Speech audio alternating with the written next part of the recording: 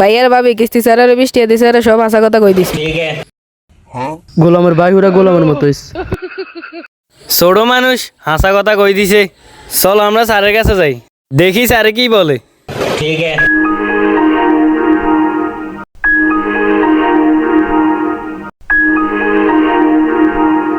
কি ও ভাই আর ভাবি আনাগো টুরটা কিরকম হয়েছে?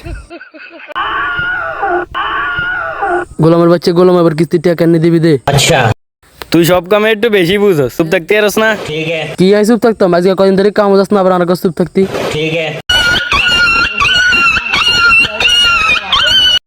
আরে সুপ্তান আর কিস্তির টিয়ান লাইছে আনাগো ঝগড়া চাইতাম আইন। আজকে 1 মাস ধরে কিস্তি দুগাল্লাই করেন। আজকে হয় কিস্তির টিয়া দিবেন, নইলে আন্নার বউ দিবেন।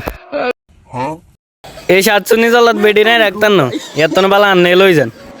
তোর মতো গোলামের সংসার আমি করবো না, আমি কিস্তি স্যারে বিয়ে করবো, কারণ কিস্তি স্যারে অনেক টাকা।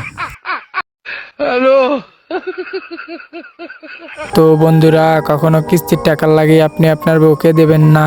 যদি দেন তাহলে আপনি আপনার নিজে রান্না করে নিজে খেতে হবে। সুস্থ থাকবেন, ভালো থাকবেন।